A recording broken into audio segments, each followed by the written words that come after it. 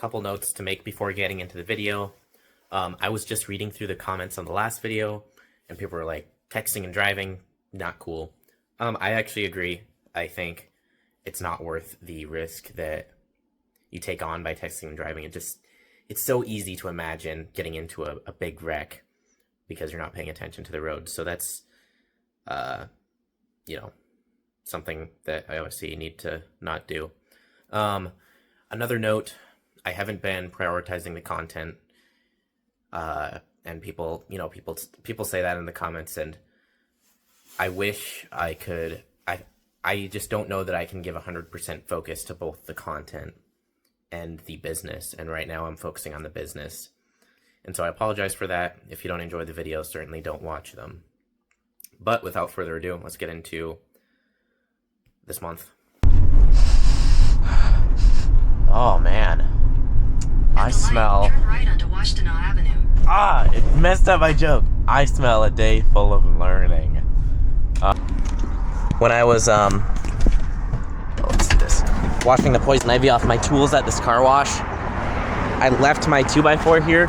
I was thinking about doing some shenanigans. I decided not to do that. So I'm picking that up now. And then also, the job I just came from, this customer gave me a bed. It has, I think it's a double or queen. I think it's a double. Headboard, bed frame, box spring, bed, 2 sets of sheets, and I believe there's a comforter too. So that's pretty cool. I'm gonna go put that in the apartment now. Also, I'll throw some pictures up, or actually just one picture. The big thing I did at this job was sanded down a door so that it would stop sticking. Looked into, there's a few different ways that you can adjust a door to get it to stop sticking. In this particular situation, the house actually shifted enough that the only way to get the door to not stick was to either sand the door jamb or sand the actual door. So we decided it probably made sense to just sand the door, and they're gonna repaint. She has painters coming to do other stuff, and they're gonna repaint the door anyway, so it'll end up working out fine.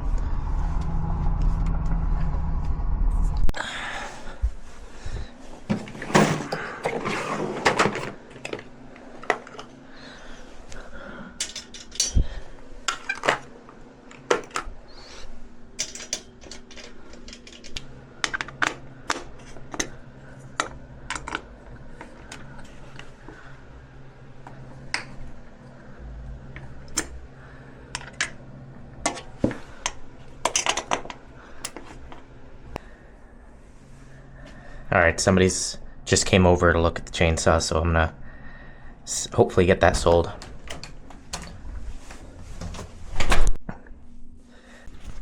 Looking good.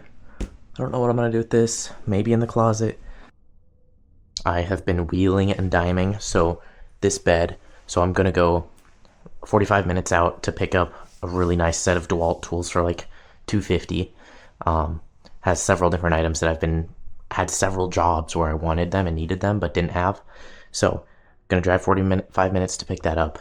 I'm taking this mattress with me. After I pick that up, I'm gonna meet them, sell this mattress for $25, and then while I'm gone, I'm gonna have my roommate sell the yard tools that are currently in my van, or I might just have them pick up my yard tools. I'm getting so close. 4 more minutes.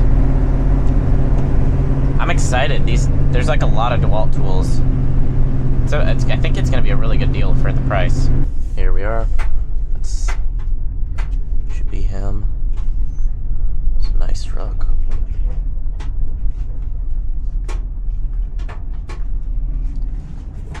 All right, I'm back at the apartment.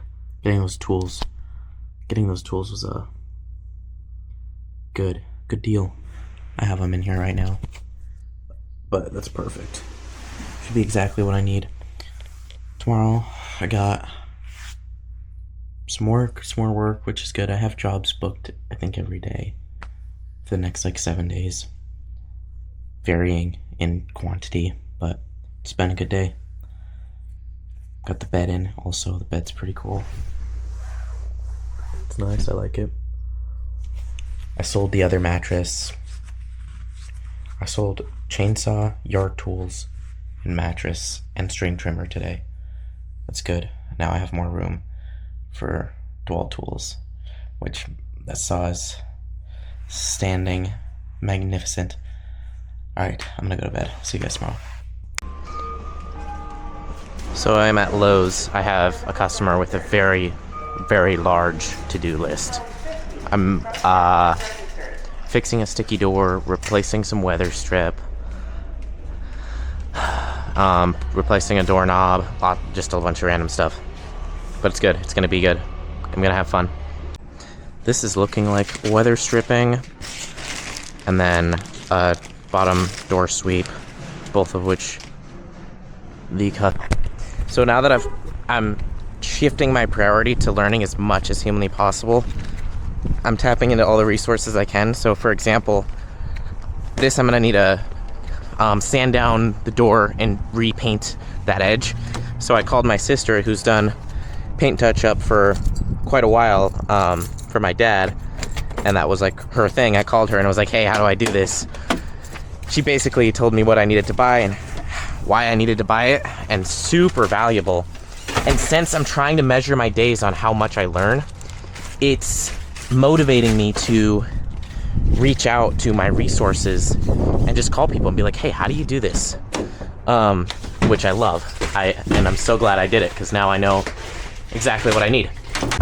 I'm not sure why I didn't think about like how important learning is previously.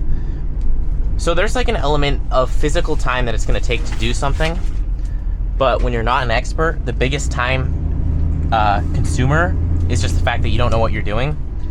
And either you don't know what you're doing and it's going to suck, you're going to do a terrible job, or you're going to take your time and you're going to figure out what you're doing. If you take your time, it's going to take a long time to get a good result, but you will actually have a decent end product, but it's going to take you a long time. And that's like the biggest time consumer of my business at this point, is learning how to do it. And so when I can call friends, family, people in my network to learn how to do it, I'm pretty sure that's going to be well worth it. Well, finished up another job. I reattached some siding. It's a very old house. It was just peeling off. All I did is run some exterior screws into it. Very cheap fix.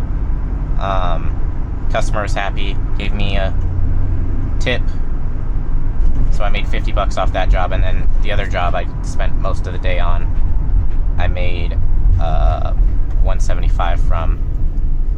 I spent most of my time putting on new weather strip. There were some adjustments that needed to be made to the door. But regardless, today's been the most profitable handyman day. So, a W for that. That means today has been a $225 day.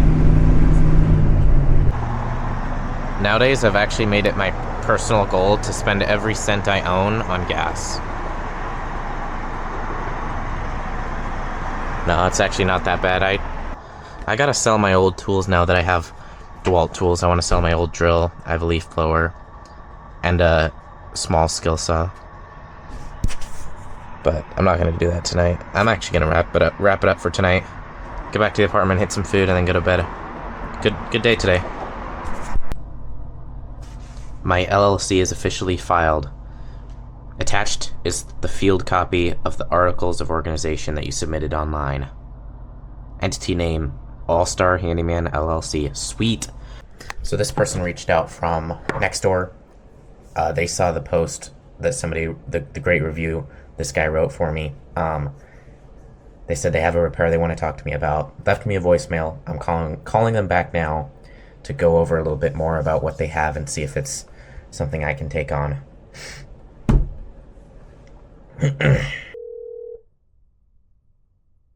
Hello? Hey, is this Diane? Yes, hi. Hey, this is Ben. I'm just giving you a call back. You left me a voicemail. Yeah, well, I got you select. All right. Yeah, sounds good. Bye. Bye. Perfect. 1 minute and 30 seconds. Booked. I happen to have an open schedule today. I do have other tasks I've been working on, Mark 8, and I need to file for an EIN. I also got video edited. In the next 6 months or a few months, I would like to get a better laptop because this thing does not edit videos very well.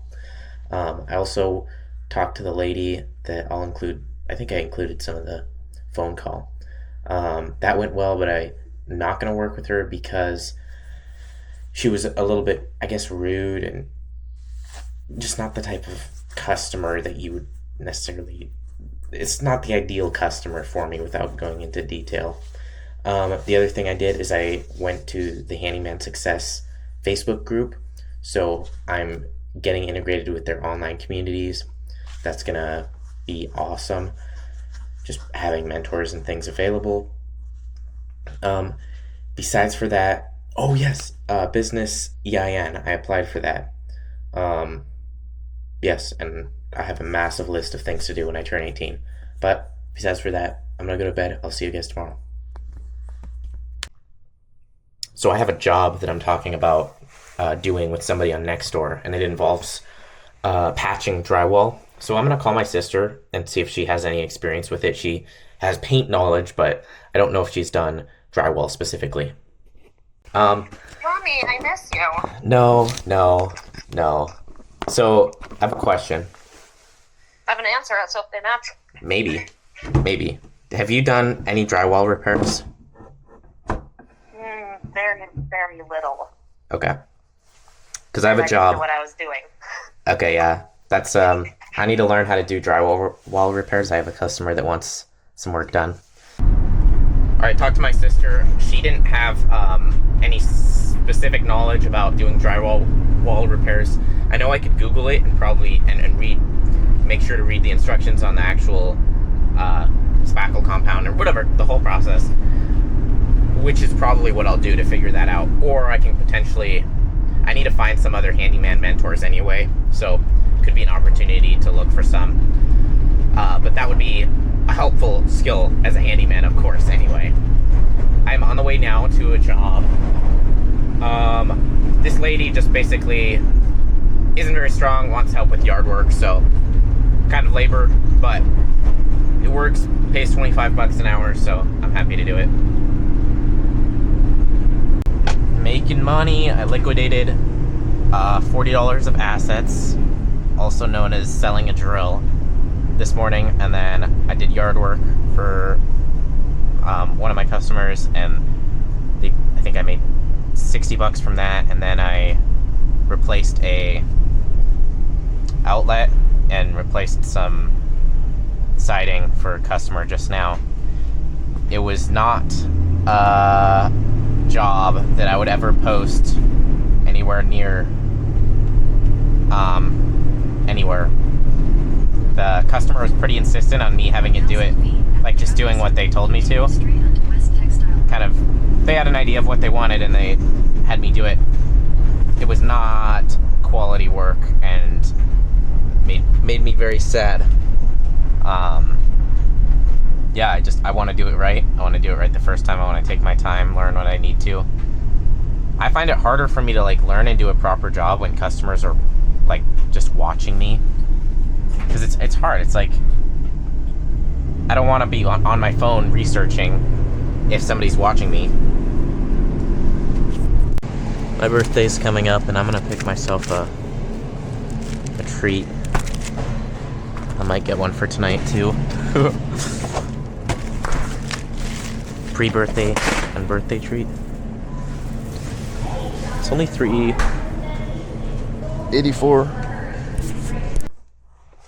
So I've been taking a few hours off this evening, just while I worked out, but I don't know, just recuperating.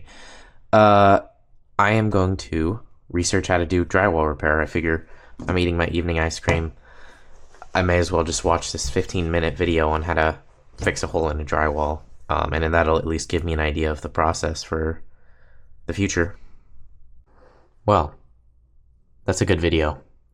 Yeah, watching other experts tell you how to do something. Totally not asleep yet. Another thing I forgot to mention, I joined the Handyman Success. I might have mentioned it actually. But anyway, I joined the Handyman Success Facebook groups. So community, basically of a bunch of successful handymen. Like, what gets more valuable than that? There's 2 different groups. One is for business and marketing. One is for actual repairs. I joined both. I made a post in the business and marketing one asking about tax advice because I probably should figure out taxes. It's coming up. So I am tracking some of this. I don't know. I got to figure out how taxes work. So that's why I made that post. Anyway, super valuable. Now I will actually see you tomorrow. Oh, I'm at my favorite store, the Home Depot. I have a customer that is having issues with rodents and mice getting into their shed, and she asked if I could help. I did some research, and I'm going to look at the products available. I think it sounds like we just need to patch up all the holes and then also make it clean.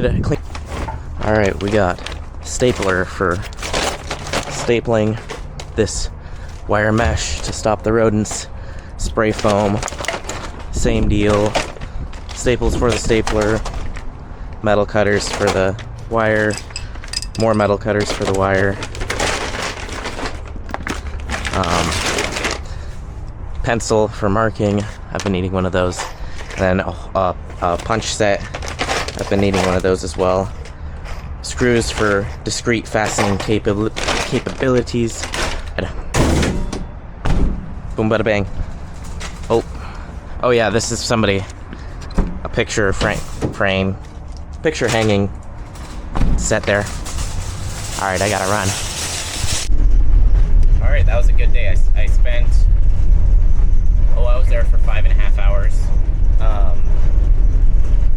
And then I spent like an hour at Lowe's. But it was good. I bought a lot of the supplies I didn't end up using. I decided it would make more sense just to put wood blocks for what I was trying to seal up. The problem is wire would work, but it would look pretty weird. Anyway, I decided to use wood blocks, so I'm going to return a lot of the stuff I bought. And I thought I might. I just wanted to get it just in case. Figure safer than sorry. Unfortunately, just because of privacy, I don't want to post pictures of customers' properties very much, if at all. And I could ask them each time, but with this, with some people, if there's at all a language barrier, it can be hard to communicate. Like, that I have a YouTube channel, and it just makes it more challenging. So for now, I'm just not posting it. I do take before and after pictures for my own record. So I listen to the Handyman Success podcast throughout the day, and I hear them talk about their pricing, and they were like, oh yeah, if I only charged $50 an hour, I would be broke. Take the next left onto And I'm like, Road. that's double what I'm charging. I gotta change my pricing. But no, I realize I'm still learning and I don't have a customer base. I'll increase my prices. Road for 3/4 of a mile. My customers will decide when my prices increase. In half a mile, make a U-turn. Continue Because I will get more booked out. So that's my plan for that. But it was interesting to see they thought $50 an hour was on the low end, and I think it is for handyman. So I'll definitely be increasing. In the next 6 months, I'll be probably up to $40 an hour. We'll see. It just depends on how much demand there is for my services. So I set like an hour timer just to take a break for supper here, and I'm scrolling next door. Somebody's like, I need my mailbox attached. And I'm like, I'm booked tomorrow, but I can come tonight. So I'm going to fix their mailbox at 8 p.m. I love it. It's perfect, though. Yes. That was the most messed up mailbox I've ever witnessed. There had to be 18 different types of fasteners that people used trying to reattach stuff together. I literally pulled apart the whole thing and in 1,000 feet, put new right screws. That was crazy, and it's still not very good because it's old lumber that's super warped. So I wasn't even able to get it that good, unfortunately, but good enough for the customer, and she gave me a tip because I agreed to $30 which I knew was kind of not a very good rate considering I had to drive 20 minutes and the mileage and everything, but she ended up giving me 70, so like, I don't know, that's pretty good then. Take the next right onto Merritt Road. I think people are generous and kind if you give them the opportunity, or they can be. I mean, there's some people that are not generous and not kind, but I have a lot of good interactions with customers, and then some weird ones. It's either good 500 feet at the or it's traffic weird. circle. Take the third exit onto Whittaker. Just finished sheeting, or not sheeting, insulating most of the day. Insulating's always fun work. Overall, it went well. Paint. I am researching how to paint exterior treated lumber. The lady yesterday that I went to fix the mailbox for asked me how much it would cost to replace the whole mailbox. So I'm running the numbers on that. First thing on the to-do list, I lined up a Facebook Marketplace tool purchase. So I'm gonna go pick up 2 saws. I told them I have $131 in my wallet. And they said I will accept. So it's 2 tools. I'm excited. I'll show you guys once I pick them up. I have also have a huge list of stuff to do now that I'm 18, which just happened today. I have a lot of stuff to do. I'm gonna start chipping away at that tomorrow. Tomorrow's Monday. I need to get insurance, bank account, some other stuff. So that'll be good. Very, very good. Actually, I'm super excited. Sweet. I got a fine tool. Trippin' Sawzall. Reciprocating saw for $130. Does the job. Okay, just finished working. Turn right onto Guinness Avenue. This guy that I'm working for, I have quite literally never met anybody so meticulous. I don't know if it's like OCD, but he will do it until it is done to as perfect of a degree within his capabilities. Like, he'll redo something over and over to get it just right. And I honestly don't know if I hate it or if I absolutely love it. I really love being organized, doing high quality work, but this guy takes it to a level I've never even witnessed. My only problem is that it takes a long time to get anything done. So we spend like 3 hours to get something that would take me Next right onto Guinness 45 minutes to do by myself. That's my only problem with it. But if he wants to pay me, then maybe it's okay. I think at some point I'll have to drop it, because I don't think I'm learning enough from it. I think weighing the opportunity cost would be really important. I wasn't very smart and I locked all of my keys in the van. So I have an extra van key in the apartment, but I have to get into the apartment. So I'm gonna try to pick my own lock with this wire and this nail. I have no idea. I've never picked a lock before, so I guess we'll see.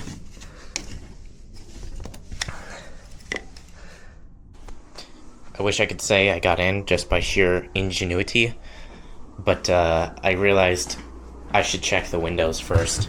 I kind of forgot there was windows because, I don't know, I don't ever touch them, but one of the windows was unlocked. Lucky for me. So, I'm in. Yay. I'm 18, and I have a full day of work booked of just doing things that I can't do until I'm 18. First up on the list is insurance for the business and insurance, property insurance for the van, tools, and my property in the apartment. Number. What a small world. Ben, you ready? I got everything open here to get that commercial quote started. Yeah, the man, the myth, the legend, my insurance agent. I'm ready. Okay, it's Columbus Day, so I didn't get business insurance yet, which is annoying, but tomorrow I'll call him. We'll get that sorted. I did get property insurance on my van, so if somebody steals my tools, I'm covered. And so that's good. Next up on the list, I got to do a business filing that I couldn't do under 18. I could have had my parents do it, but it's called beneficial ownership. I believe it's just sending some documents to prove my identity. I don't know, but I know it needs to be done because they said it in my email confirming my business creation. Keep left to stay on Washtenaw Avenue. One of my big focuses right now is try to reduce the complexity of everything business related.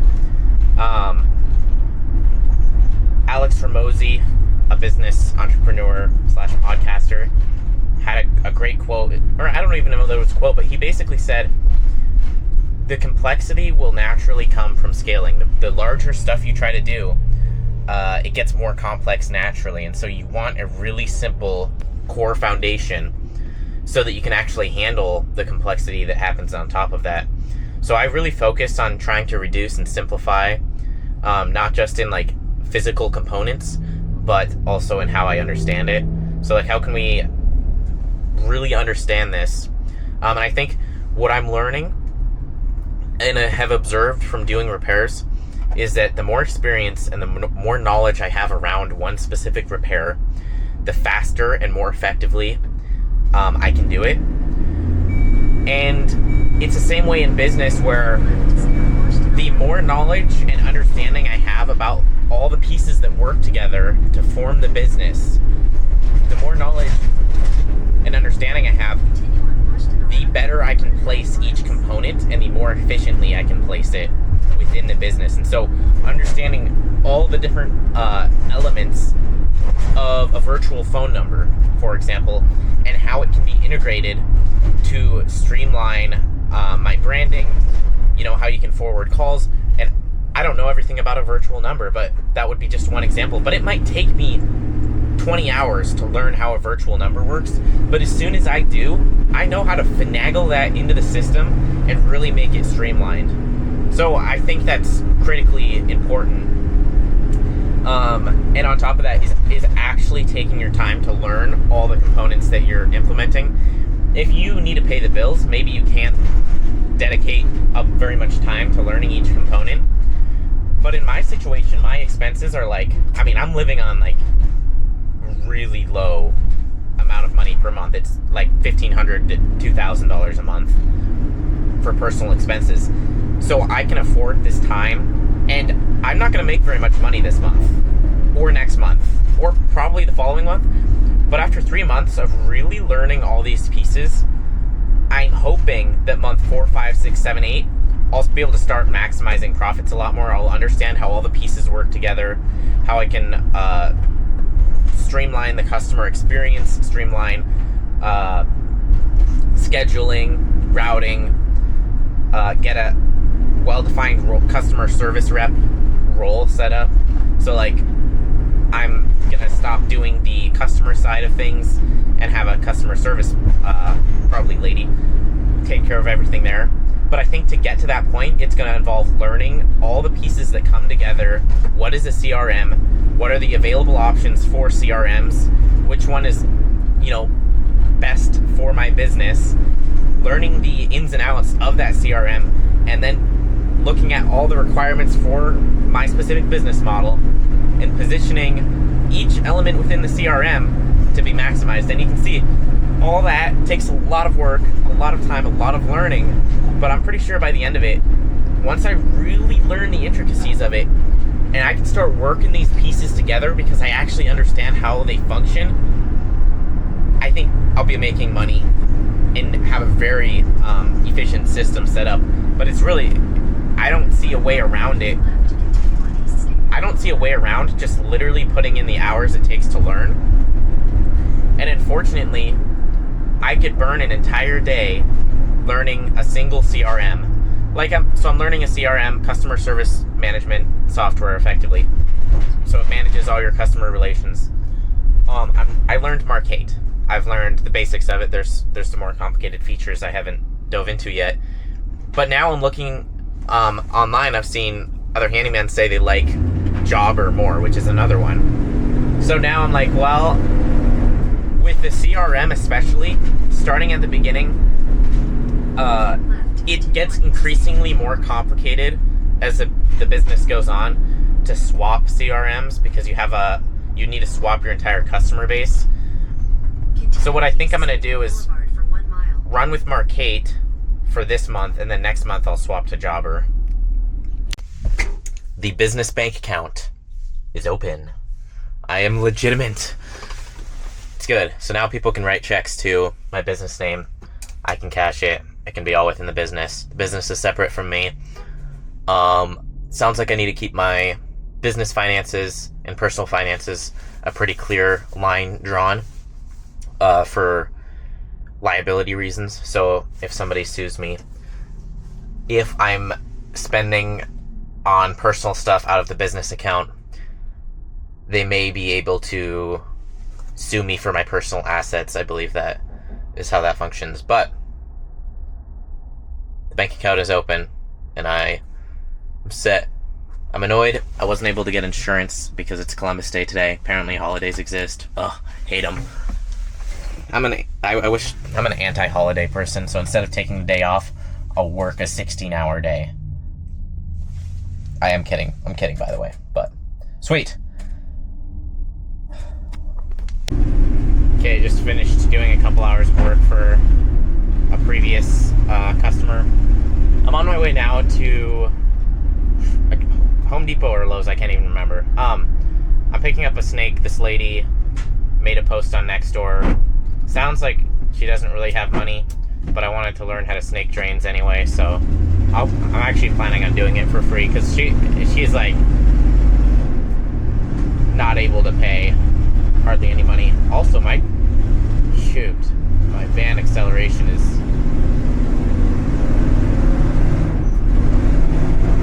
I don't know, I might be tripping. I think I just wasn't pressing the pedal down very much. I don't know.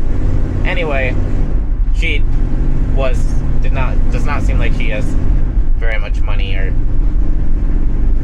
she said she couldn't afford $50. So we'll see what I end up doing. Well, I can safely say that sucked. That was terrible in a lot of ways.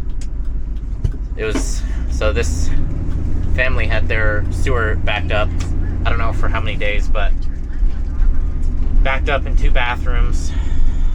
I had picked up a snake in preparation, which was good. But I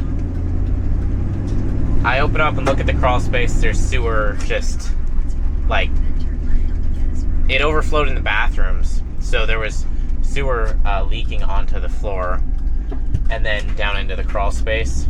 So sewer everywhere. There were spiders everywhere in the crawl space. I mean, at some point I was like, okay, I'm gonna have spiders on me, so what, who cares, because there was no way to avoid it, and I wasn't gonna like walk away because there's spiders in the crawl. I wasn't gonna walk away. So that happened, and then after I got the clean out, which is an access point for plumbers to snake the drain line, after I identified where the clog was and the clean out nearest to it, I opened it up and it started smelling very toxic. Turns out the customer had used lye in an attempt to clear the blockage. So there was sewage basically all over the crawl space that had lye in it, and my lungs were I was coughing out, and then at one point I was like, okay, let's not breathe in this toxic chemical. So after that, I was like, well, I still want to get this done. So I drove 15 minutes back to Home Depot, picked up a respirator that was rated to stop lye, got that on, went back, got everything cleaned out, And it was such a tight crawl space. It was so hard. I had about 15, 20 gallons of sewage backed up in the lines. So I had to use a 5-gallon bucket, and it was really difficult to get the sewage out because I didn't really want to contaminate their crawl space if possible, even though there was a lot of sewage there already because of the overflowing through the floor. But anyway, finally got it. Took me 3.5 hours. One trip to Home Depot. And I didn't end up charging. I don't know, figured pay it back. I had a lot of people help me out when I first started here in Michigan, so it doesn't hurt to do that, and I'm not stressed for money. I have like 18 eggs in the fridge, so I'm set for several days of food. I got money in my pocket. I'm chilling, so I can afford to not take their money, and they were very grateful. And it may end up working out for marketing, if they make a good post, but honestly, it's not. I don't really need more work at this point, because I'm booked out about a week. But anyway, good stuff. Glad I could get it done. I still need to work out, and then I'll head to bed, but have a good evening. Just be glad you didn't have to sit in a crawl space, a sewer-filled crawl space with lye and lots of spiders. I mean, that was fun.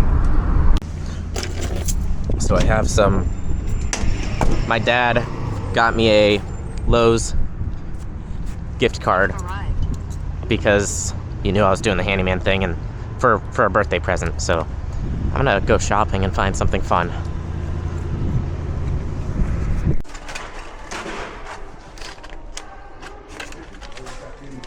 Sweet. Angle driver bit for getting in tight spaces. What else? If I go through it fast, goggles to keep my eyesight permanently. That's probably only going to use that for like heavy sanding because my glasses do a good job. Boom! The longest bit extension on the planet. Another bit extension. These are just helpful for getting in random spots that come up. Another bit extension. Gloves. These have been my favorite gloves so far because they're super thin, super flexible. They're $5, so I just buy a new pair if they wear out. And I can actually handle my tools really efficiently. My other ones don't quite fit quite as nice. Boom! Boom! That's gonna be nice.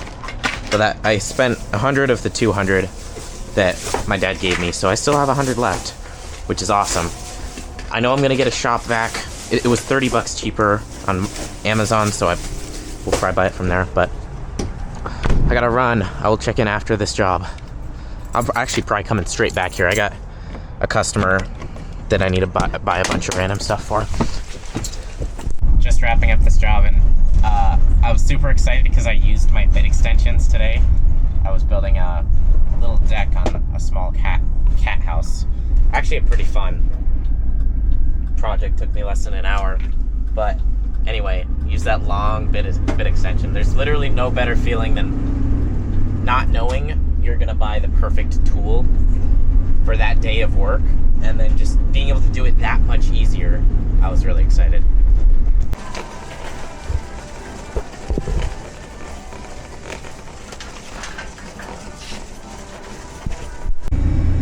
My camera died, but the biggest thing I got tonight is a shop vac, a DeWalt battery, cordless shop vac. It's gonna be super nice. I had just so many random jobs. I just spent the greatest portion of today blocking up a shed, basically sealing it up so that mice can't get inside. The property owners do not like mice. And they've been encroaching on the shed. The other thing I got done, I got my van registered, so I'm legit and legal to drive it. They charged me a late fee because I don't know, I think it's been 30 days since I bought it. I didn't realize that was a thing, but it doesn't really matter. It's just like $15. They're just incentivizing people to not drive illegally, I believe. And then I also got my Michigan driver's license. That's a big thing because I can't get my residential builder's license until I have my Michigan ID, which I have that now, so I am good to go on my residential builder's license. The Michigan driver's license took some pieces coming together. It's been a while in the works because I didn't have an address when I first moved here, and I was living out of the van, so I had to get an address, and then I had to get 2 documents shipped from Montana, and then I had to get my 2 documents to prove my address, and I just used my insurance documents. So it took some finagling, but I got it, and I am... Just the registration cost was $250, which is excessive. I mean, not excessive. Registration and license. And then late fee. And then I also got my title today, so there was another fee. Then I'm gonna spend all my money on gas.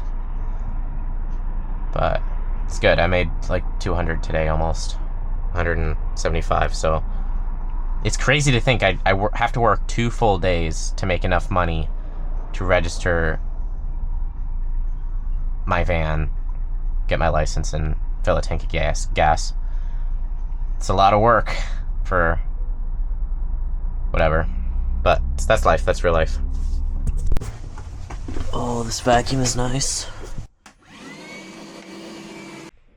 All right, I wanted to take a few minutes and reflect and talk about the channel, the business, everything. I've been very, very busy, and a little bit burnt out maybe, so I haven't been filming as much.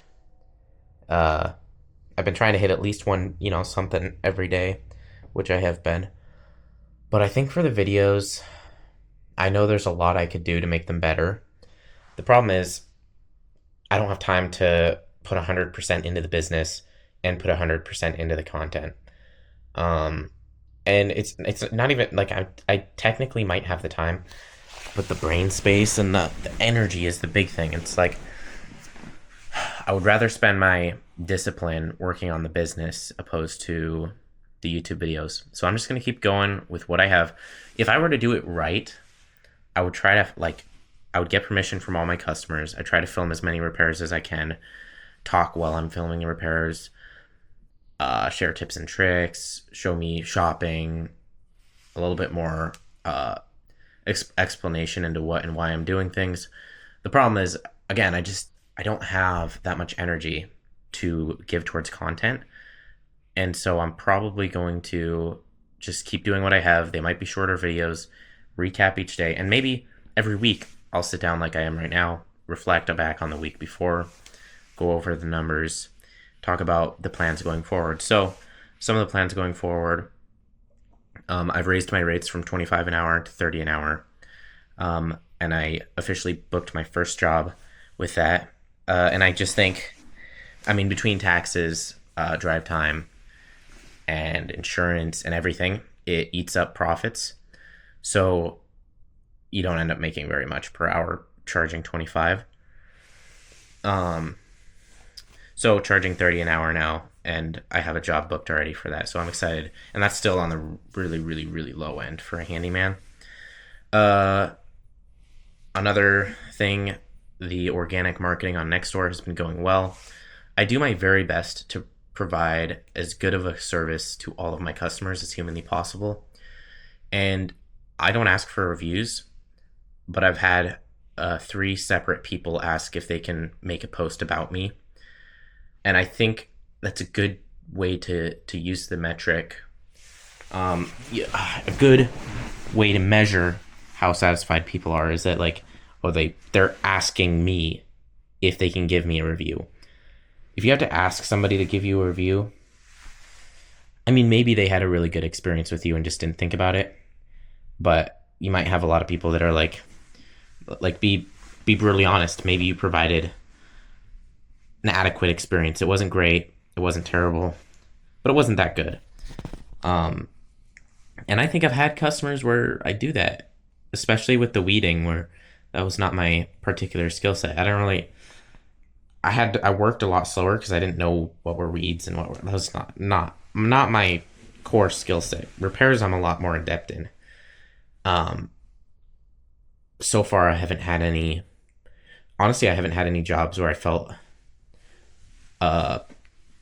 super bad about my work, super bad about leaving the customer with that. There were a couple of repairs but I didn't really have a choice. The customer told me what to do, and they just wanted somebody else to be using the tools. They told me exactly what and where to put stuff, and it turned out terrible. I told them how I would do it to make it better. They didn't feel like doing that. Anyway, so organic marketing has been working well. I've had multiple people make posts about me on Nextdoor saying how good of an experience they had. Actually, okay, it's been 4. I'm remembering now. Another one. But those are really powerful. I think it's a very similar, a metaphor to describe it is using a net to go catch bees. I mean, it works. You can catch some bees, but it's a lot easier to simply plant flowers and let the bees come to you. And in this case, the customers are the bees. And so these word of mouth referral posts, this organic marketing strategy, which is basically just word of mouth, but it plants a flower and the bees come to me. And I've had 2 people in the last 24 hours message me saying, hey, I saw a post on Nextdoor. I'm interested in a handyman work. And for my prices, people are even more interested.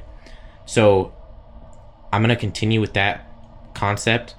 As soon as I keep getting more and more booked, I'll just keep increasing my rates and do that until I reach the market standard. Like, I don't know what that would be, probably $50 an hour. And then after that, I think the next step will be bidding out jobs. That will be the next way to tear up the money, because now it's like, okay, I charge $50 an hour, but it takes me 30 minutes to do this. So why don't I just charge you $100 to do this? And then so start bidding jobs out. I don't know for sure if that's the pivot that's going to happen. So I'm really excited that I've only been in business for 2 weeks, and I feel like I can raise my rates and still get work. Or like 2.5 weeks. So that's great. Coming into this with a basic skill set is definitely helping slingshot me forward. The other thing I'm not taking on any more labor jobs. I have a few customers that I am doing some more labor work for, but I'm not taking on new customers. Maybe if somebody wanted to pay me $50 an hour to rake, I would, but the problem is, and this philosophy, I talked about it, I don't know if it was last week or in this video, but the concept is, I'm right here, and I want to get over here, and there's a big ravine, and I need to build a bridge from point A to point B, from where I am right now to where I want to be. And to build that bridge, I need to learn and develop my skills, and that's literally all. That's all I have to do, is learn all the handyman repairs, learn the business side, and then learn the hiring side, and scale it. Boom. Simple, but not so simple. It takes a lot of time and energy. The point is, labor jobs are not helping me. I'm not building the bridge. I'm getting some money, but I'm not building. And I think at this point, I would rather take a little bit less money and build the bridge and build my knowledge and build my skills. And I know when I approach something that I've never done before, and by the end of the day, I've done it successfully, I've researched it, I understand the core fundamentals of it a lot better. That right there, that is a productive day in my mind now. And if I keep having those days, eventually I'll be successful. And the thing is, the more knowledge I can intake, the faster I will win. And so that just tells me what I need to do. I need to intake as much knowledge and gain as much skill as I can. And especially when I'm playing a longer game of like 100K, it really makes sense. The problem is that a lot of people don't realize is that in the short term, it's inefficient. So in one day, it doesn't really make sense to slow it down and actually take your time and read the packaging and Google terms you don't know. For example, I bought a respirator mask. It didn't really make sense. I was trying to unclog a customer's drain line. That was, I don't know when that was, a couple days ago. Anyway, I was trying to unclog their line, and it didn't really make sense to stop in middle of that because it was already 10 p.m. and read through all the different chemicals that the respirator mask could block. But I think it's really beneficial if you slow your pace down and really learn what tools you're working with. You can learn all the different chemicals it blocks, and as soon as you encounter another chemical, be like, oh yeah, that respirator blocks it. And then you can go ahead and keep going. I view it a lot like you could navigate through the woods and go over the trees and go under the brush and duck and dodge and weave, and you can most certainly navigate through the woods that way. But if you're going to traverse a path many times, take your time and clear everything off the road.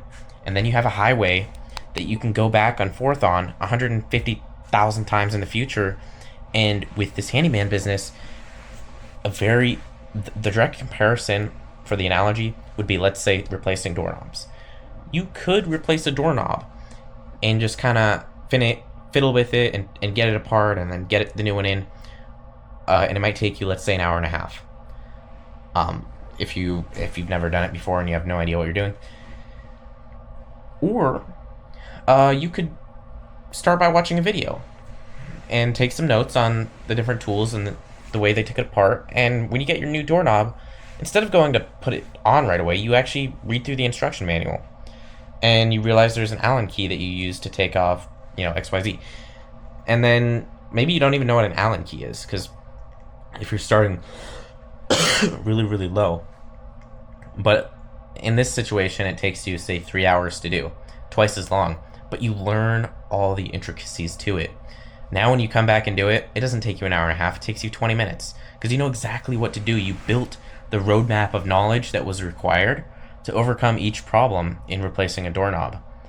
I don't know, maybe I'm completely crazy, but to me, it makes a lot of sense to slow down, if possible, and really learn all the pieces that I'm using.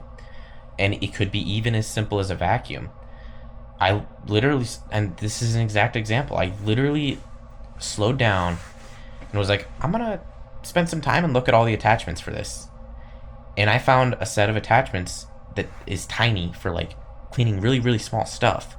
I was like, wow, that actually could be really handy for cleaning tools or anything that has fine details.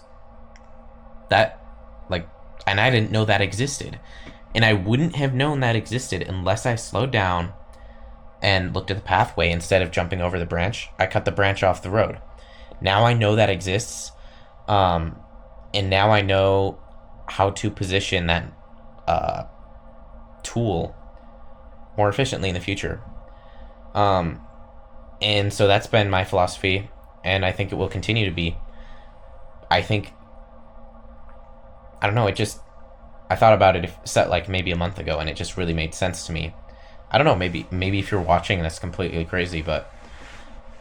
So, slowing down, and what's interesting about that, another point on that, is that it's slower initially, but by the end of it, you have a cleared roadway where you can, imagine how long it takes to build a road. It takes a long time and a lot of resources, but once it's built, man, can you speed 70 down that highway beautifully.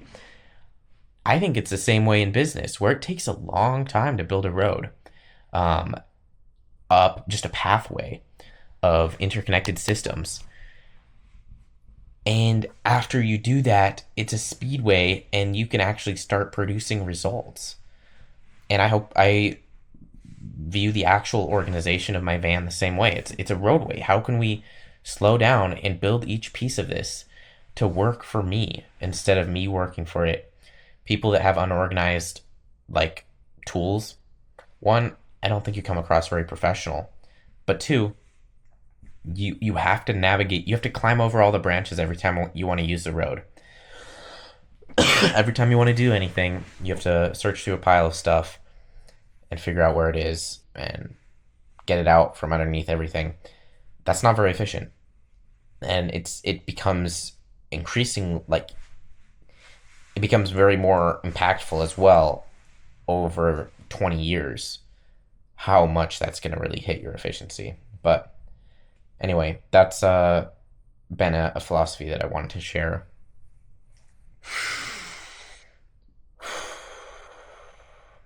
Yeah, I guess looking at numbers, I don't do this enough on camera, but the numbers for the business, I'll pull up my CRM. I got something in my throat. Profit and loss, $1,800 profit this month, $200 in gas. I don't know what taxes are going to be. It's not going to be pretty. Actually, I'm going to have a lot of deductions. I need to sit down with an accountant at some point, but again, that's the roadmap thing where, like, if I had a clear roadmap, I know exactly what taxes were going to take out, what I needed, what I was taking home. But it takes a long time to, like, sit down with somebody who's knowledgeable or Google it myself. Anyway, so we'll just say $1,600 profit pre-tax, and then I have about $1,100 of jobs on the schedule. I think I'm gonna wrap it up for tonight with that. Yeah, sleep well, guys. So I didn't get the shed all the way sealed up yesterday. I ran short on screws to reattach all the siding, and then gonna buy some rodent foam. I'll probably block it up with wood as best I can, and then put rodent foam because I've heard they can still just chew through foam, spray foam. I am having customers book me left, right, center, inside out, north, south, west, circular. I don't know what that means, but it's good. I'm having people book me. I am booked out for days, which is great. I'm getting a lot of reoccurring customers, which is also great. I think my target customer right now is people who don't have a ton of skills themselves and strength, and the combination of my skills and my strength, they can simply tell me what they want done, and I can do it for a reasonable price. And people like that. Speaking of which, I'm not going to be able to take on more work for $25 an hour. Just running the numbers, it really doesn't mathematically work out very well. If, like, some jobs, it's 40 minutes of drive time, 20 minutes there and back. And then if I have to pick up materials for the job, that's another 30-minute trip, or oftentimes even closer to 45. And just in that alone, I have almost an hour and a half of time that's unpaid. And then, like, one job's 15 miles from here, so I drive 15 miles there, 15 miles back, 30 miles total round trip, $3 per gallon of gas, 15 miles per gallon, $6 of gas, not counting other maintenance for the vehicle. So you can see how all those things add up to make it really not that profitable. And then on top of that, I have to pay for insurance, which I would technically have to pay for whether I was doing the business or not. But I'm not gonna lie, I've put maybe 100 miles of personal miles on the van. I don't drive for personal stuff. Like, I was thinking about that the other day. I was like, the only thing I do with this van is work. I stop for groceries after work. Like, I've done that a few times, maybe 4 times this month. And then that's literally all. I've not gone out to do anything else. So, shoot. I guess that's okay. So, anyway, you have to think about insurance. And then my business insurance is I think it's going to be about 130 as well. So, just between gas, business insurance, auto insurance, I'll be sitting about, it's going to be 400, 300, plus 100. $800 before I even earn a cent. And then, of course, I have to pay for my personal stuff like rent. But with $30 an hour, it will be more sustainable, and that's still on the really, really low end for handyman. And I'll keep increasing my rates. Hopefully, over the next 6 months, I'd like to get to 40 to 50, which I think would be reasonable. I mean, as soon as I bring on employees too, is going to be another ball game of needing to increase prices because there's workers' comp. I don't know what else is involved with that. Hiring employees, but there are more expenses. So that's something coming up. But for now, being booked out, I mean, I may or may not. I'm booked out 7 days right now of like quite a full schedule. Let me see how much work is on the schedule. $1,100 of work on the schedule. So now I just want to start booking higher paying jobs and book higher ROI learning jobs. So jobs that I'm really going to be learning more on. So stop doing labor work basically. But it's hard when somebody asks if I'm available to do stuff and they're happy to pay my rate. It's hard for me to say no because I'm still in a bit of a desperate mindset where at the beginning of this month I had like one job on the schedule and 3 days of nothing, and I was like, holy moly, am I gonna even be able to pay rent doing this handyman thing?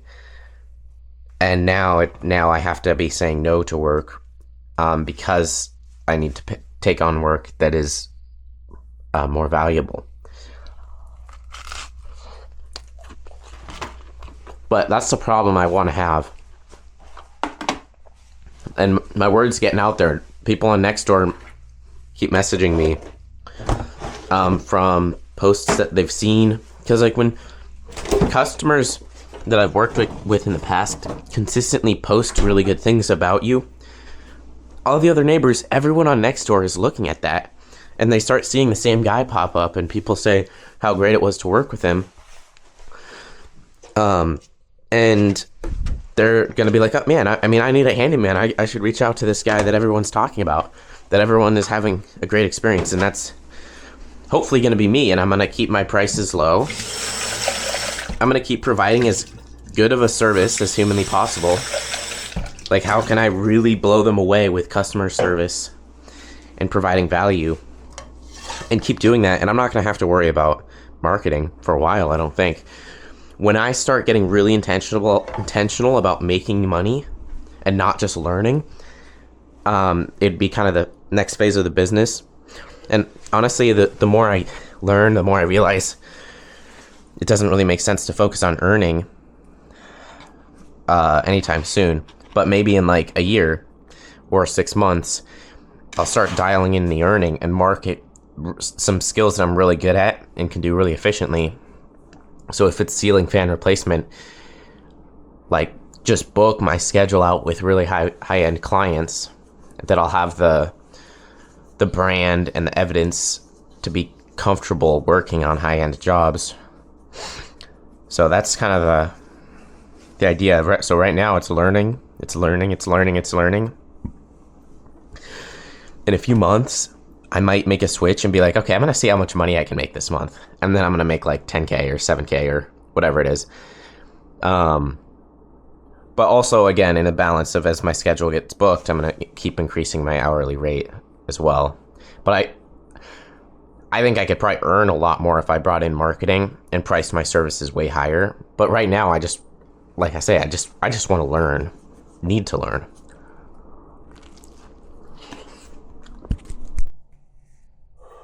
All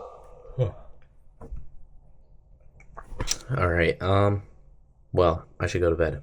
I got back from work, was completely destroyed physically and mentally, just drained. But I was listening to a podcast that suggested for athletes to literally do nothing and relax and just be lazy to recover. And I think in my situation where I'm like working my mind so like a lot every day, and then also physically, today was a physical day. Like I moved dirt for a couple hours just for the first job, and then went to the second job and literally ran a chainsaw for like 4 hours straight. I mean, it was actually more than that. Well, yeah. Anyway, so it definitely cooks you. And what he basically was almost treated it in this podcast. He was talking about it being he basically treated it as this thing, and you can view it as like your burnout meter, or simply your I don't know what he said. He anyway. Aside, a burnout meter where like if you work really, really hard for a month, you might be able to, but eventually it's gonna catch up to you and you're gonna start losing performance. And I think I saw that with working the first 2 months here in Michigan, were my hardest, most stressful months on my body ever, because I was sleeping outside. I was walking like 10 miles a day. After I got a bike, I was biking for literally like a lot of miles every day, working all day, like just doing crazy stuff. And by the end of that, when I got into the apartment, I had like 2 days where I tried, at one point, I tried so hard to get up and do stuff, and I just could not. I crashed for like hours, just as I needed that recovery time from the 2 months of stress.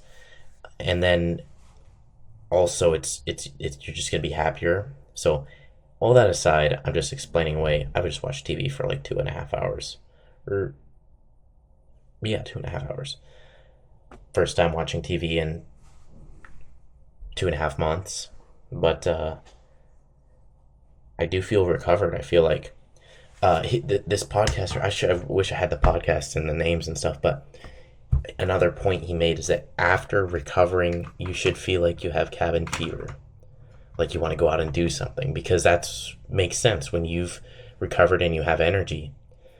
And I do right now. Like I feel like I'm here recording this video, actually being able to communicate and not be a zombie.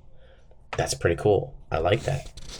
So I'm gonna be thinking about how I can integrate recovery time and just straight up zombie, like just chill out, to do, like not focus on anything. Because he was like, you know, even if you are physically standing still and you're still using your mind, that's still taxing. He's like, if you're reading and responding to business emails, that's probably not optimal recovery.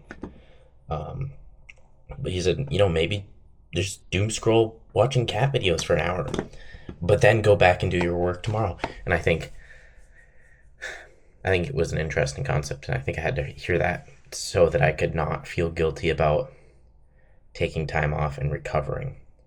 And he said, like, type A performers are gonna try to speed up the recovery process, but there's nothing you can do to speed it up. You just have to stop doing stuff. So I thought that was a very interesting perspective and figured I would share it. That aside, I'll see you guys tomorrow. Sleep well. In my early days of being alive, I didn't lock my stuff because I was like, that's so much work. And then I met some people, had some experiences, and realized I don't want my stuff stolen. I care more about my stuff than anything else. But I did get insurance, so if anything back here gets stolen, I'm covered as long as I keep my vehicle locked and there's no random situation it's not going to be caused by my own negligence. So I am covered, and that's like $15 a month. So for just that security, knowing that I can buy back that tool, I mean, it's already $1,000, maybe $1,500 to $1,000 of tools. Knowing that is really makes me very happy. I do semi-frequent pauses now that I can afford to with an apartment and everything, where I take a step back and look at what would multiply by my success by 0. It's similar mindset to investing, where you'd never want to lose everything, you always want to wager on a bet that's going to give you some return, but you're not going to have a high chance of losing everything you have. So one of those things is like somebody breaks in, steals everything. That's a 0 multiplier to me in my business. The other one is if this van dies, engine dies, gets totaled, that is a 0 multiplier. It's not going to make, I don't think it's going to make sense financially to get full coverage for that. And insurance, it's kind of a, I don't know how I feel about it anyway, but what will make sense is building up an emergency fund of at least $2,000. So then we total the van. We're not multiplied by 0. We get set back, of course, but I'm still able to, within the next 3 days, probably, most likely, get the business going again. So I do want to start a path for saving up an emergency fund. It's just hard. I have a lot of other things to buy right now as well, so I don't know when it's going to make most sense to build that. Now, what am I doing here at Harbor Freight? I got this vacuum a couple days ago. I bought all these attachments. It was like maybe 30, 40 bucks. I was very unsure if that was going to be worth the investment. But I used them today. So this is a fine cleaning kit, which is actually a pretty cool concept. But they're basically, I mean, look how tiny these go. I used it to clean a windowsill for one of my customers today. And I was like, okay, that was worth the 17 bucks for the fine cleaning kit. But that being said, that's not organized. So I'm gonna see if Harbor Freight has something I can use to organize all of these. I think I value being... What is that? That's so random. I value being organized a lot. And it looks professional. And I think it's just... Organization means you know the pieces, and you are intentionally putting the pieces in efficient areas. Anyway, so we'll see what they have. I don't know. I don't know what I'm going to be able to find. Harbor Freight was a bust for trying to get what I was hoping. After some consideration, I decided it probably just is going to make sense to organize all of my stuff in this container. I know what I need to organize these nice, I just don't have it. And I figure I'll settle for the quick and dirty fix today. I mean, not exactly organized, but they're not flying around the back of my van anymore.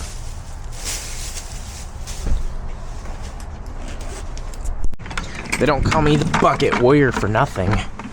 Dude, I was looking at drill bits.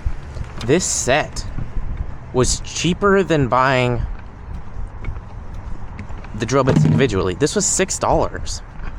I don't know when drill bits got that cheap, but because it was $6 to buy a replacement one, so I was like tripping out.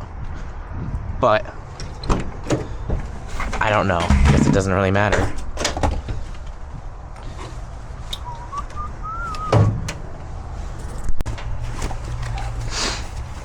When I first learned about these bucket organizers, I was so stimulated.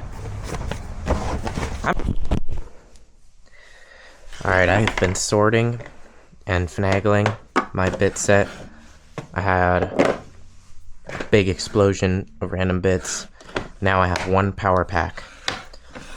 Pretty much most of my projects, this will be exactly what I need. We got Torx, we got security Torx, we got 2 different types of Phillips, and 4 different sizes in each type.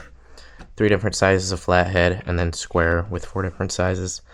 The Torx runs up to T45, and that's pretty much it. I got a few of these longer ones.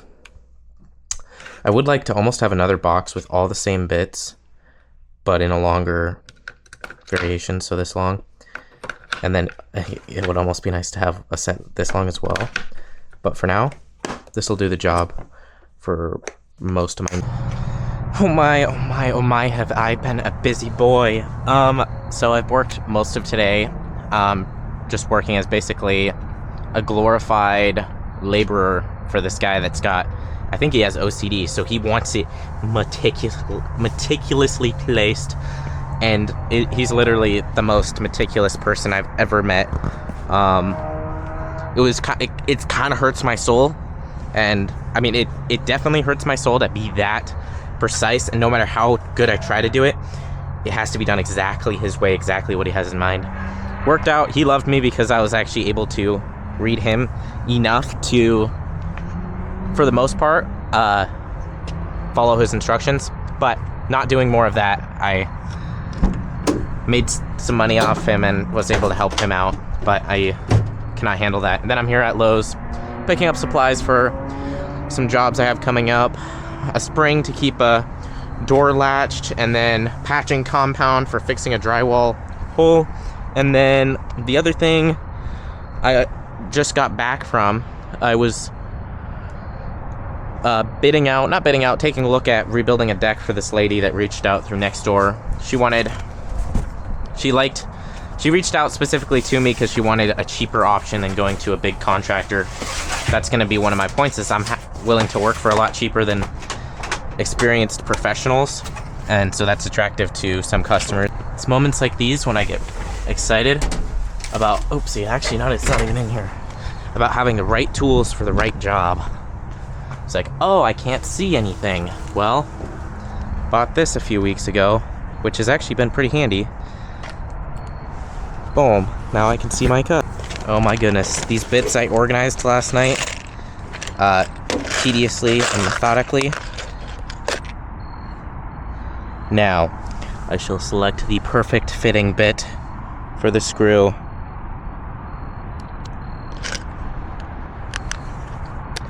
Boom. And try the different... Oh, that's a nice fit.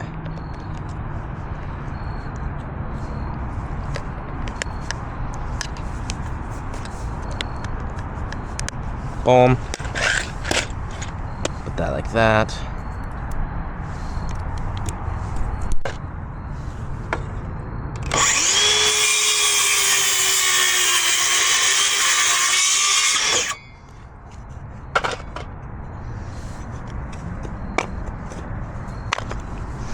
Alright, one upgrade at a time, I shall convert this van into a workhorse.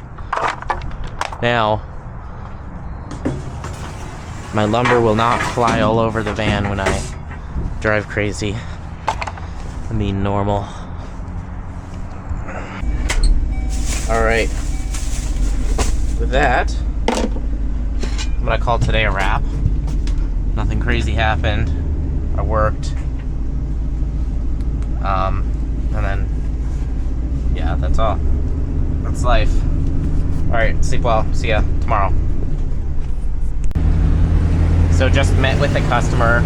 We went over their basically to-do list, which I see that a lot. So what happens is you don't have anybody, you don't have a trusted handyman. You have somebody you've worked with people that are unreliable, expensive, and bad in the past.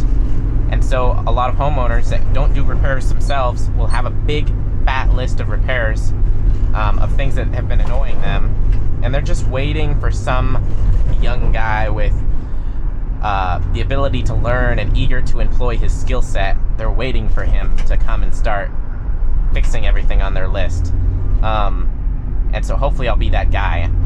And that's the type of client I want. I want somebody who's willing to let me learn. And you know what?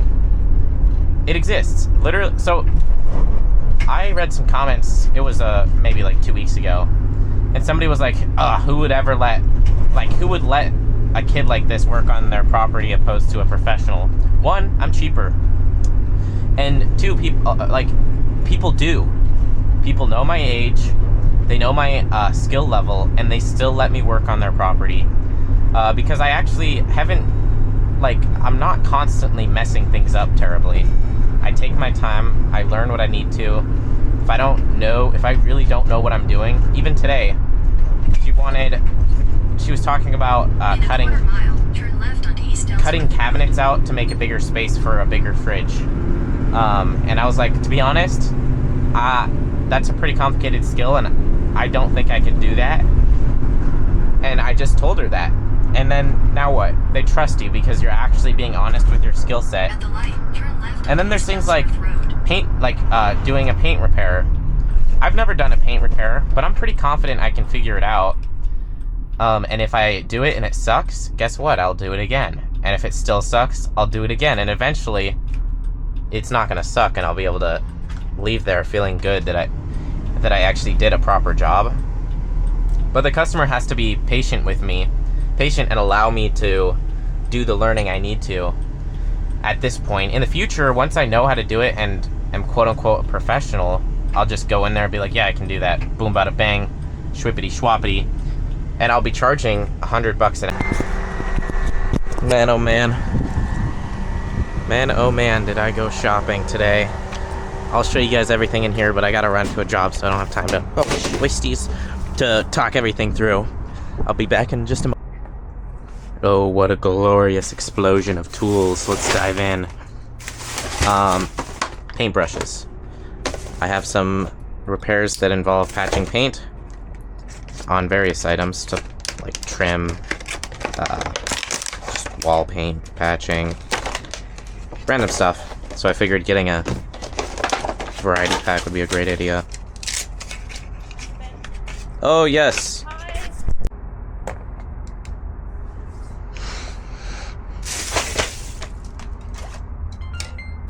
Alright, good. My neighbor came to say hi and we visited for a few minutes. Boom. Putty knives. I had a small one. I wanted to fill out the set because I'm going to be doing drywall repairs. In fact, I have one on the list. Shit, just cut myself open. Yes, you did. I was not being careful with my knife. I'm going to need to figure out a way to hold pressure on it. But yeah, that's why I was saying if you had some like gauze or if you had some gauze or some, tissue or stick. It's because I'm holding the one gauze to just kind of dab on it before you so the dab on. Okay, tape that's good. adheres. That's a good Ready? idea. Yeah, Let go. you gotta of let go so she can use your finger to do. Okay, I sliced up my finger. Got that bandaged up. My neighbors were very helpful. I was a little bit worried because I thought I don't know how deep it is to be honest, but I thought I went down to the bone. So I was like, oh shoisties, let's not let this bleed out everywhere. So I was kind of trying to keep it pinched. So I went to see if my neighbor could help me bandage it up while I kept pressure on it. I don't know if it would have mattered either way, but that happened. Anyway, rant aside, I'm gonna go to bed. Sleep well, guys. No cash. Yeah, so, okay, cool. Can we just pay this insurance with my bank account? That was my insurance provider. My business insurance officially starts in 3 days. It has taken some work to get that rolling. Holy guacamole. I called him, man, it was like 4 weeks ago, before I was even moved into the apartment, and still sleeping out of my van. I was like, what do we need to do to get business insurance? And there was a list of things, because I needed a permanent address, I needed my business to be officially filed, I needed, what else did I need? I needed to be 18, I wasn't 18 at the time, so it took a lot of pieces to get this to come together, business insurance, and so I'm super excited. That starts in 3 days. Yeah, that's just gonna be big. That's gonna be big. My tail is gonna be covered if I make a mistake, and I'll be like legitimate business and insured. Next thing is maybe my builder's license, which I'm planning on getting it. Just is gonna take a lot of studying, and it's a multi-month process, so it'll probably take me at least 2 months to get it, and a few $100s. So I'll need to start that. I was actually hoping to start that a while ago, but I've been busy, I've had work, I've been learning a ton, so there hasn't been a ton of motivation to do it. There's no possible way somebody could not look at this and simply feel good about the level of organization and variety. The right tool for the right job. We got pipe wrenches, or we got crescent wrenches, we got channel locks, we got vice grips, we got finish pry bars, we got a cat's paw, we got 2 sets of chisels, we got putty knives, we got paintbrushes, we got a drywall saw, we got drywall patching compound, wood filling compound, tin snips of all variations. I don't know what these are called, but wire cutters. Oh, that's nice. I like it. Oh yeah, we should do this. I don't know actually what this is even. I think this is painter's multi-tool. Yes, it is.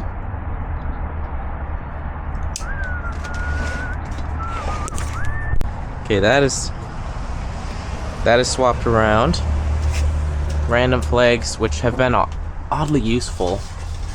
I use the metal. I've used the metal a few times.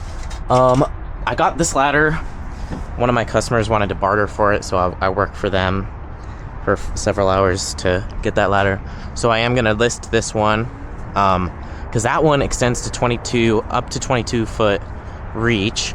This one's limited at 12, and then this one can go into an A-frame like that, or go up on the side of the wall up to 22 foot. So this one is outdated.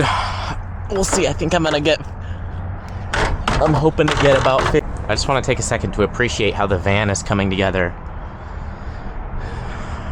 We got power tools. I mean, at the beginning of this month, we had no DeWalt tools. Sold all the ones we had, upgraded to DeWalt.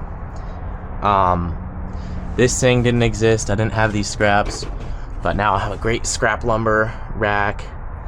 Heck, I didn't even have hardly anything in that bucket. I got this mask, goggles, other masks. Some of the stuff different customers gave me. I got Sawzall bits in there and fine tool bits, and then palm sander. Everything's just kind of coming together slowly but surely, and I think the biggest thing that I'm doing is developing my skills. So yes, I'm surviving, able to pay for my living expenses, but the bigger thing is I'm learning, I'm developing my skills. I view this a lot more as a career than a job, and I think if you're working for yourself, that's probably the best way to do it. There we go. Sweet. Business insurance is working. I mean, I feel good about today. I feel good about the progress. Not today, but so far. I'm excited for the future. Yeah. Another day, another customer satisfied, and another $60 in my pocket. Feels good. I think the true cheapest meal you could have is like beans and rice. I'm one step over from that. Oh shoot. And it's eggs and toast. But I actually don't have. Graphic warning. If you're squirmish about cuts, don't look. Because I am showing the update of my cut. Boom. It's healing up pretty good. Didn't cut a tendon because I can still bend okay. There's a significant portion of skin that's numb. Completely numb, which, I don't know, maybe I should have gone to the doctor, but I didn't really feel like going through the hassle of that. Everybody's gonna watch these videos because it's really not gonna be much. I know showing me doing repairs and doing stuff is more engaging. It's just more work, and at this point I want to focus in on the business. So I wonder if anybody's actually gonna watch these videos. I talked to a guy. I was coming out of Salvation Army. I picked up some winter clothing. And he was like, are you that YouTube kid? It was like, he was a young guy too. Well, young as in maybe like 20, early 20s. And I was like, I am. And then we talked for a little bit, and he said, yeah, your comments are, you know, people hating on you in the comments. And it just reminded me, like, real people in the real world are much more forgiving than the online world. And I think I should be able to say whatever I want, do whatever I want, regardless of their critique. Like, people would critique me for the dumbest things. Like, I'm sleeping in a tent, and people are saying they're gonna turn me in to the IRS for tax evasion. I didn't even say I wasn't gonna pay taxes. 1,000 feet, keep left to stay I don't on even have... Washtenaw Avenue. I literally have enough deductions that I will pay hardly anything in business taxes. But people were like, assumed I wasn't gonna pay taxes, assumed I had to pay taxes, Keep left to stay on Washtenaw Avenue. and were telling me that they were gonna turn me in while I'm sleeping in a fucking tent. How pointless is that? How idiotic is that? And it's comments like those that they shouldn't, but they did affect me, and they do affect me. And I can only hate on the comments so much. It's my reaction to the comments that matters. But anyway, I should be able... I can do whatever I want. I can say whatever I want. And I don't need to think it through too much. That's partly what... It makes it more labor intensive for me to record a video when I'm thinking about, like, oh, what are people going to get pissed off about? Why? And it doesn't matter. Because they're online people. They don't exist in the real world. And people are going to get pissed at you for doing anything. Oh, you said a bad word. Oh, you're being neglectful of XYZ. Like, oh, you're being insensitive of handicapped people. And there's negative Nancys that will take offense at literally everything you say. And you can't orchestrate your words perfectly. And it takes a ton of energy to try to. Because here's the thing. You're going to make mistakes that... You're going to say something that sounds offensive. Whether you mean it or not, it might sound offensive to somebody. Because we're human and we're going to make mistakes. And when I'm worried about, like, oh, what if I say this? What if I say that? People are going to shit on me for this. They're going to shit on me for that. Oh, he's talking too much about how... You know, he's... People will tell me I'm just talking about hate comments too much. And it's like... Anyway, point is, I really shouldn't care, and maybe I do, but I shouldn't, and I don't need to. And so that's something I'm going to work on, and I think it'll make the resistance to recording less when I don't have to think about, oh, people are going to critique me on this. Honestly, it bothers me that I've even let it influence my behavior, but the fact is, I've envisioned myself recording a video and people just saying, oh, that's not the right way to do it, or like, oh, he's just naive, or like, because I'm sure I'm going to make mistakes with being a handyman. I'm sure if a professional handyman watched me, he'd be like, oh, wow, that guy kind of sucks. And so what? One, but two, I've been afraid of seeing that in the comments, and so I haven't wanted to share as much. It's like, oh, you know, this kid is building his business inefficiently, or whatever.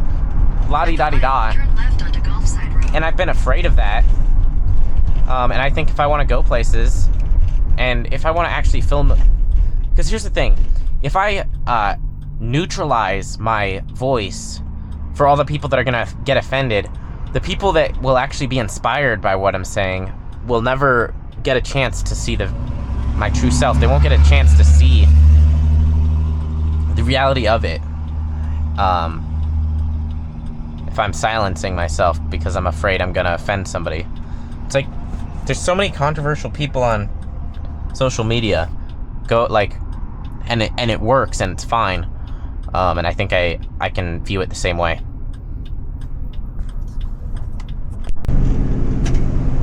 So this retired home builder is helping one of my customers remodel a apartment.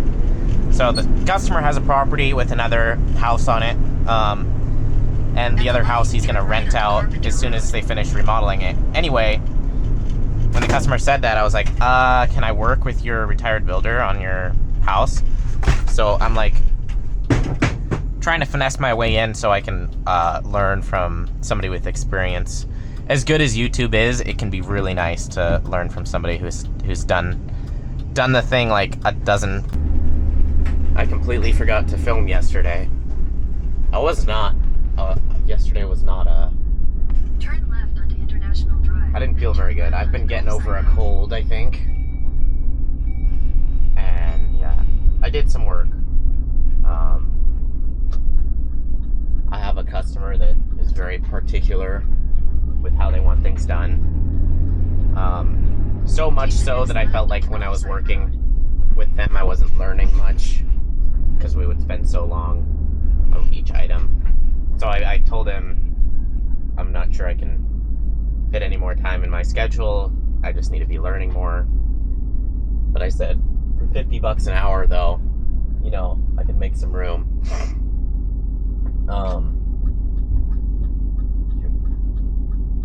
So he hired me for $50 an hour, which I guess is worth it, makes it worth it to me. In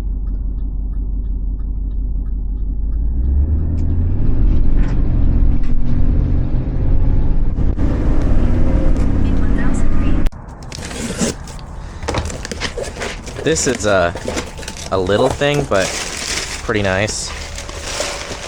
It's basically just an electrical electrical replacement screw set. So outlet covers, that sort of thing. Comes with a bunch of different ones. So it's little, but like these little things add up to be really handy when you have the right tools for stuff and the right sets of kits. Like if somebody's missing a wall plate screw, I can just super easily slap this in there.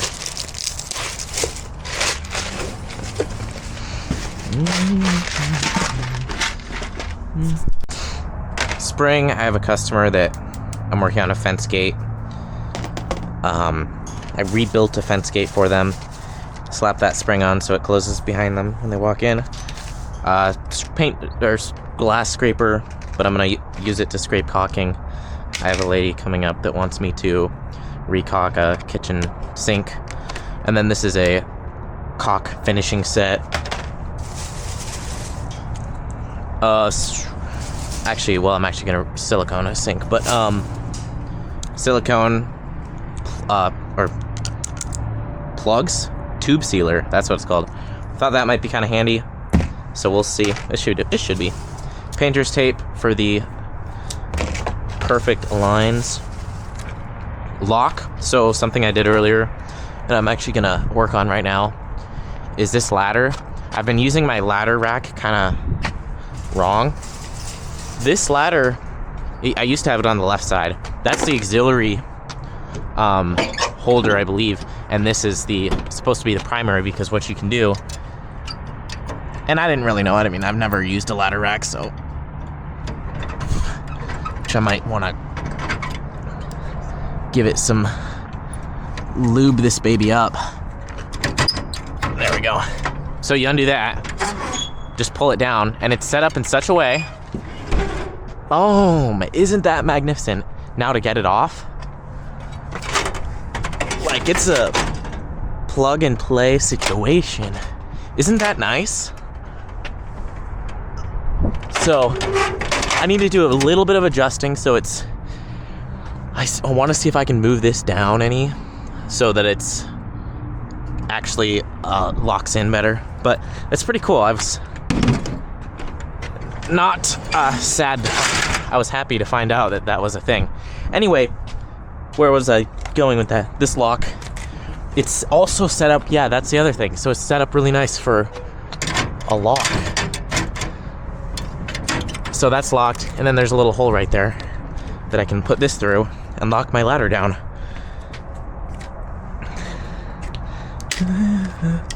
I think this bit is designed to be able to hold onto right here, which is actually pretty nice. I haven't used one like that yet. And then I can swap it fairly easily. So I'll have to just give it a test and see how it works. I think with gloves, that might be kind of hard to grip onto. I've been really liking this modular ladder compared to my other just standstill fiberglass one. It's a little heavier, but like, okay, now we have this ladder. I used it earlier. I needed to get higher up than this. Like, it's so dynamic. In fact, I saw one in Lowe's today that had each foot could be extended for uneven surfaces. That I might have to get, because man, that sounds nice. Okay, let's do this. I'm gonna hit those with a little bit. Oh, shoisties! That was scary. I want to optimize everything that I can, even if it's pretty small, because it adds up when you're doing it every day, all day. Oh yeah, that's squinkies.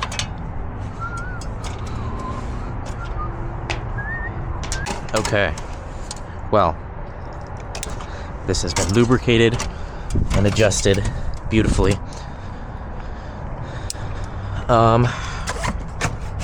Actually, there's one more thing I wanted to do. This thing dangles while I drive, so giving me deja vu grabbing one of these. Not deja vu, but fond memories of my first day, or when I first moved here and was sleeping in a tent. I used these to fasten a tarp onto the tent because it was leaking. So, oh, I've come so far and have so far yet to go, but I mean, yes, I've come far. Like, boom, something feels good about that. Seeing this, and even just this coming together feels so cool. Like, it's not fast. Like, nothing's happening very fast, but it is happening.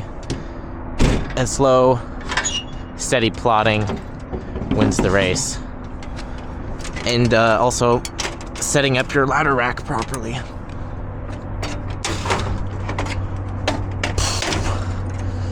Let's do that, and watch me magically. Oh man, that's nice.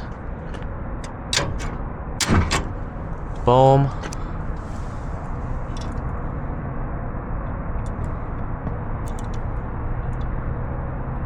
I'm actually not a fan of how this lock is working.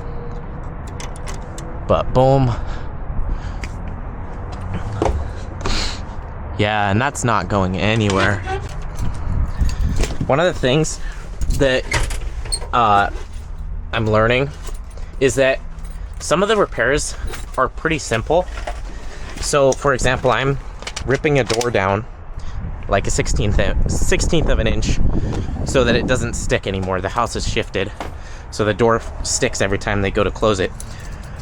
And if you have the right tools, it's not a very complicated process. I'm also changing out the hardware, so I need to drill a bigger hole. But I had to buy like this hole saw set and this track clamp. So this will let me cut the door down easier. This will let me put in newer door hardware. Anyway, it's combined. It's literally $180 of materials, and that's what's required to do the job right. And so simply owning the right tools is a big value add to a homeowner, because a homeowner is not going to have the right tools to do it. Even if they can do it, it might not be nearly as good. And I think that's partly why handymen can charge so much, is because the tools are basically a barrier to entry. I could not do this job without this saw, or the hole saw set, and I couldn't do it as good without this clamp for guiding my saw. So I don't know, that was just, I guess, a random rant.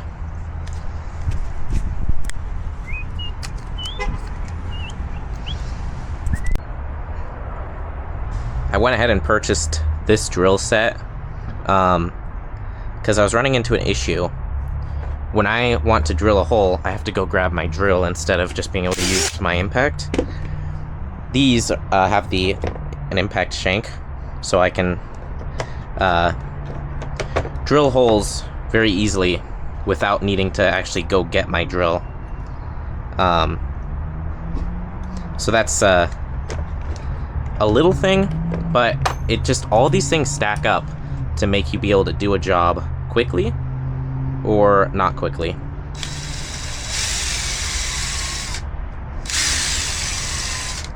There we go. Let's do...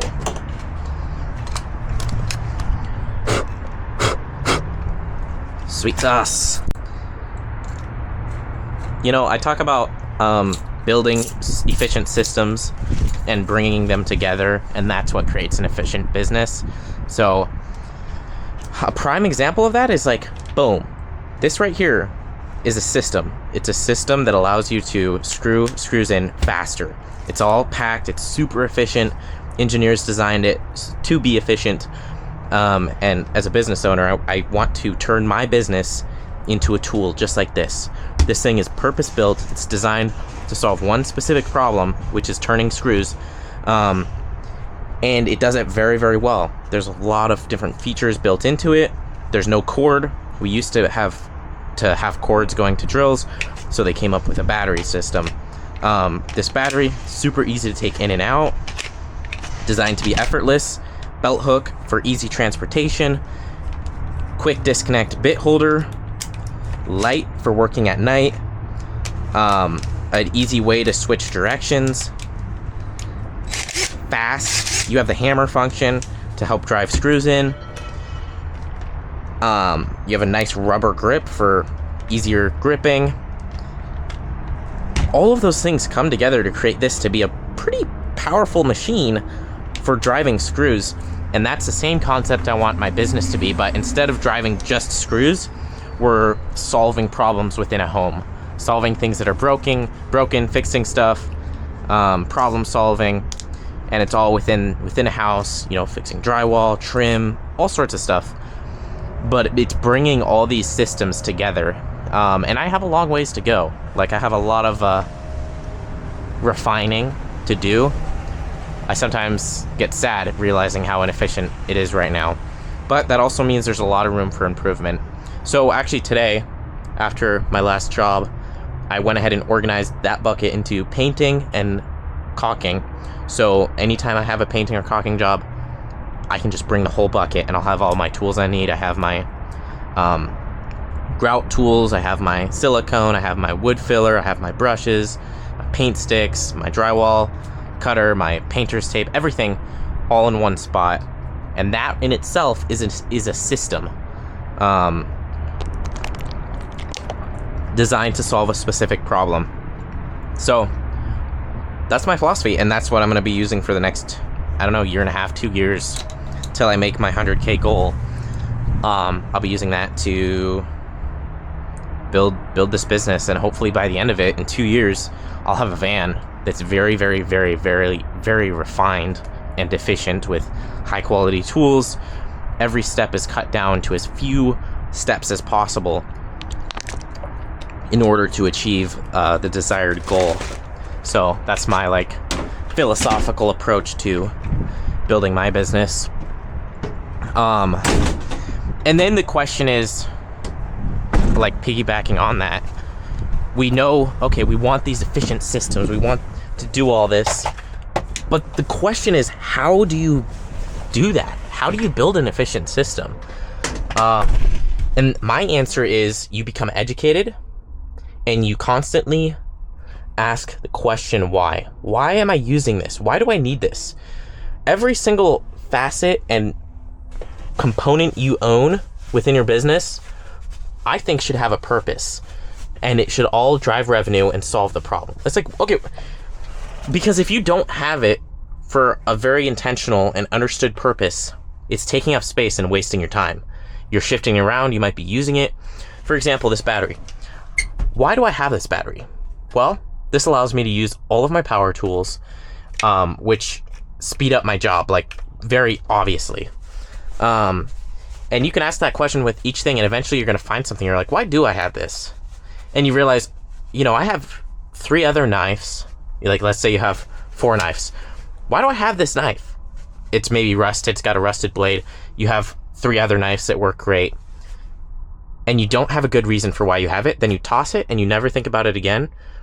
And now it's simply more efficient because you're not sifting. You're not shifting it around. So each component should have a very intentional purpose. And I think continuously simplifying the steps required to achieve the goal is how you build a super efficient system. So it's like, what do you have to do to solve the problem, and simplifying it and simplifying it and simplifying it. And I think the better you understand what you're doing and how you're doing it and the surrounding variables, the surrounding everything, the more efficient you can build it and the more efficient you can make it. But all of that takes time, and we'll see what I can do with a year or two.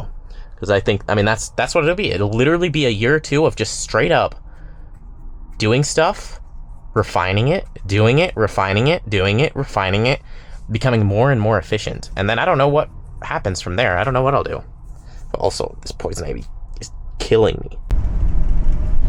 So if you've managed to make your way through this far in this episode of building a $100,000 handyman business, you will probably know that I am trying to prioritize education. So I've dropped certain clients that I did work for. They were good paying clients, but they just simply didn't pay in education. So I wasn't learning anything. And so I dropped them, which was actually a fairly difficult, good clients. And this is still early in my business.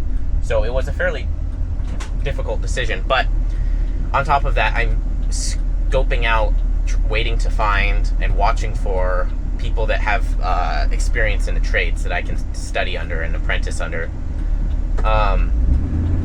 This customer I just worked for, he's older. He doesn't have, I don't know if he's an expert in the trades himself. It sounds like he has a couple years of experience, and I mean, he knows stuff, but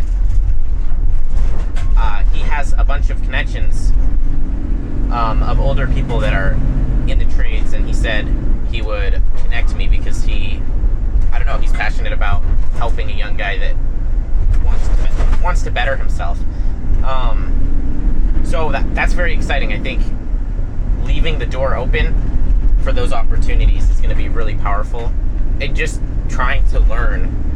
And I think truly my point yesterday about building this efficient system that is the business, the way to do that is to learn and get better. And education is such a huge part of it, knowing how to do the repairs, knowing and understanding the process well enough to do a really good repair and do it fast and efficient. And so I think working with other people is going to be critically important. So I'm very excited. I would like to be on a schedule where I study maybe 3 out of the 7 days of the week, work with an apprentice under people in different trades. I think that'd be really cool. So somebody like with painting, somebody that does carpentry, somebody that does plumbing, that sort of idea. But we'll see. I'm just keeping the door open for that sort of opportunity if it arises, and being ready to pull the trigger and be like, yeah, I want to do that. Like, I'll be there Monday morning or whatever. Being ready to take the opportunity as well. So today is a rest day. So I've been chilling, editing up most of last month's videos. I've been very, very busy. And also just honestly a little bit burnt out. So I haven't been I haven't been editing frequent videos. I have my sister, she's going to send out a laptop that I have in Montana, which will help me edit videos. The big problem is just editing them together. This laptop I have right here, it was like $80, and it hardly can edit at all. And it's really just sucking time to try to put together a video. Anyway, monthly recap. What happened this month? what are the biggest progress moments? Well, I made 4,300, and then I paid 250 in gas and 300 in car insurance and 200 in business insurance. So that leaves 4,300, 300, 200, 500, 750, 43. I can't do that math in my head. No, I can. Anyway, I made about 3,600, I think. Yes, about 3,600. That would be a gross profit. I'm not gonna have to pay taxes because everything's back in the business. I'm deducting my mileage, tracking all those expenses. So that's awesome. I am super happy with that progress. I'm happy with 3,600 for my first month. I think this month I would like to get the same amount. I would also like to start my builder's license. I was initially planning on being a lot more ambitious with getting it, but it's really not necessary. I can do a lot of work without a license. I can't do, extensive electrical and plumbing, but yes. So I think I'd like to start that maybe halfway through this month and then just start chipping away at it. It's 60 hours of coursework and then about $400 to, well, $200, and you have to pay to take the test and whatever. Take some work to do that. Big progress moments this month. Van, I mean, I didn't have hardly any of the tools I have now. I have a whole paint patch set up. I have a whole bucket with different pliers and punches and chisels, power tools. I swapped over to DeWalt. I didn't have any, pretty much any power tools at the beginning of the month. I had a couple, a drill and a saw. So that's pretty sweet. Came up with, I'm not actually planning on doing any work on the van. I initially was, but I realized it just didn't really make sense to put a bunch of resources into it when I expect to upgrade in the next couple months. So if I put $1,000 and a lot of hours into repairing stuff, it's not going to be worth that much more just because of how many miles it has and everything.